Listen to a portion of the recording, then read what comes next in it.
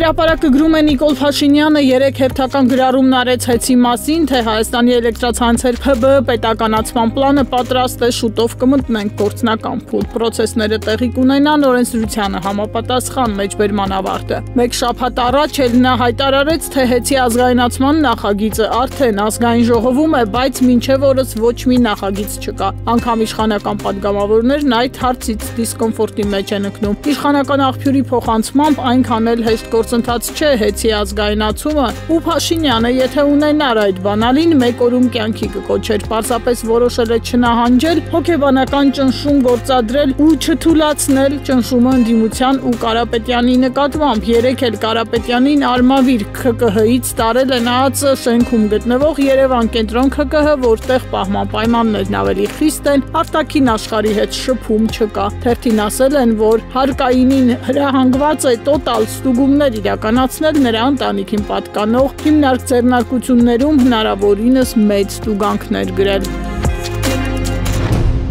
Ժողովուրդը գրում է արդեն 4 տարի վարչապետի աշխատակազմի պաշտոնը զբաղեցնող Արայիկ Հարությունյանը 18 թվականից ի վեր, երբ քայլելով ցուպը ձեռքին հասավ Երևան, աստիճանաբար տանտեր դարձավ, ձեռք բերեց իրեն պատկանող մի քանի անշարժ գույք։ Նա այն ԿՊԱ-կանների շարքից է, որոնք տանտեր դարձան Թավշյա հեղափոխությունից հետո 22 թվականին Արայիկ Հարությունյանը միանձնյա սեփականության փողամաս է գնել։ Նախորդ տարի այս հողամասին Հարությունյանն ավելացրել է եւս մեկը գնել Տավուշի մարզի Իջևան համայնքում, բացի հողամասից Հարությունյանը գնել է բնակարան Ջերմուկ գրուպ ՓԲ-ից, որն արժեցել է 36 միլիոն 323 հազար դրամ։ Ընդհանուր առմամբ տարեվերջի դրությամբ Հարությունյանը ունեցել է իրեն պատկանող 3 անշարժ գույք, գրում է թերթը։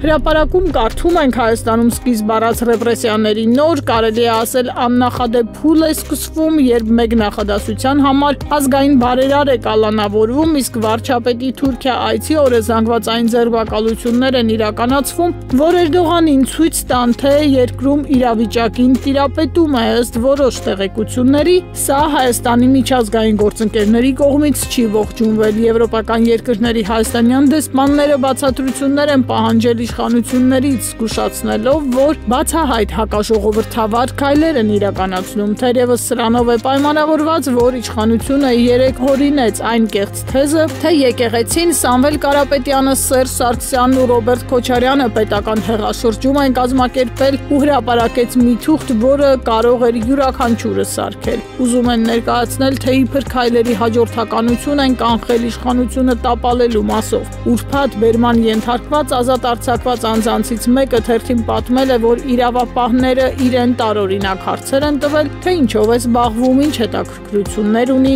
եթե Հայաստանում խժդժություններ լինեն, կմասնակցի, թե ոչ։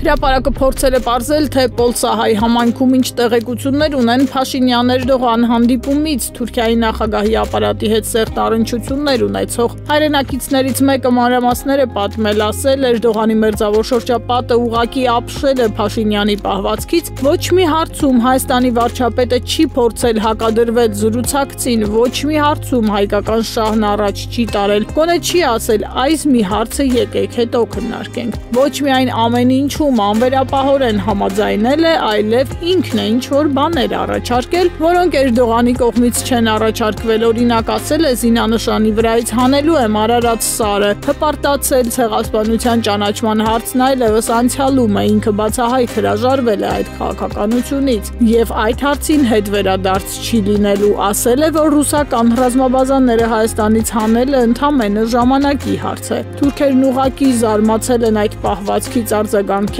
իրենց ամենավառ երազներում անգամ նման բան տեսնել չէին կարող։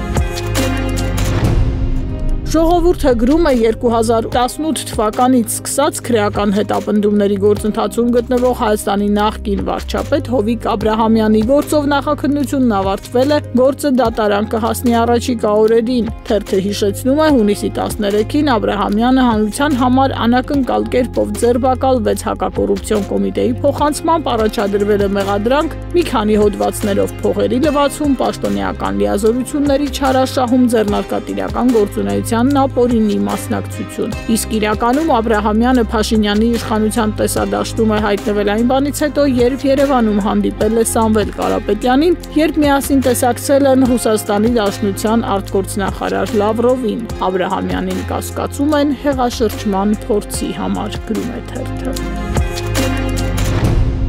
Հրապարակն էլ գրում է երեկ վերջապես Փաշինյանը ՍԱՏՄ ղեկավարի պաշտոնում հաստատեց Տիգրան Պետրոսյանի թեկնածությունը, որին ՍԱՏՄ խորհուրդը դեռ անցած շաբաթվա վերջին ընտրել է ժամանակավոր պաշտոնակատար։ Ըստ տեղեկությունների Տիգրան Պետրոսյանն էլ է ներգրավված եղել նախորդ ղեկավարին մեղսագրվող մեքենայությունների մեջ։ Թերթը հիշեցնում է, որ Արմեն Դանիելյանը մեղադրվում էր պետության միջոցները յուրացնելու համար։ Հետևաբար կառույցում կարծում են, որ Տիգրան Պետրոսյանն ամուր թիկունք ունի ՆԱՔՊ աշխատակազմի ղեկավար պատգամավոր ՀԺ նախկին գանձապահ Արուսակ Մանավազյանի ընկերն է, Մանավազյանն է նրան աշխատանքի տեղավորել կառավարությունում ու նպաստել առաջխաղացմանը։ Նա զբաղվում է ՔՊ-ի ու Փաշինյանի ընտանիքի ֆինանսական հոսքերի կառավարմամբ եւ առաջադրվել է ՔՊ վարչության անդամի թեկնածու։